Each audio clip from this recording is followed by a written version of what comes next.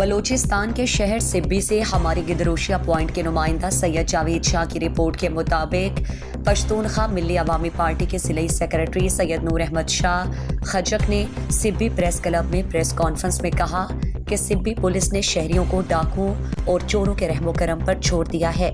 आए रोज मोटरसाइकिल छीनने की वारदातों के साथ घरों से चोरी की वारदातों का सिलसिला जारी है। गांव सामिज़ई मरगजानी में 2 हफ्तों में चोरी की 4 वारदातें हुई। शहर और गिरदनवाह में चोरी और डकैती की वारदातों का डीआईजी सिब्बी रीजन और एसएसपी सिब्बी के नोटिस में देने के बावजूद कोई सुनवाई नहीं हुई। हमने मजबूर होकर आज एहतजाज का रास्ता इख्तियार किया है। सिब्बी में एक बार फिर मुनशियात की सरेआम फरोख्त शुरू है।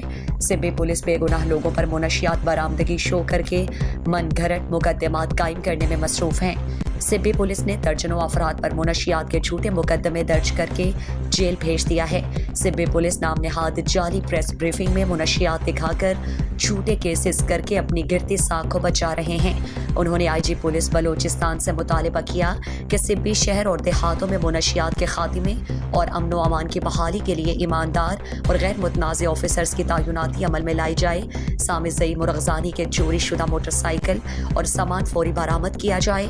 इस मौके पर मलिक फ़कीर मोहम्मद मुरगजानी, दाऊद मुरगजानी, सरवर मुरगजानी और दीगर रहनुमा भी मौजूद थे।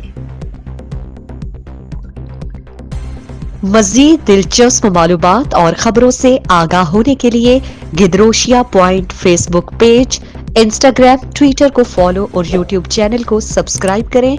बेल आइकॉन बटन दबाना ना भूलें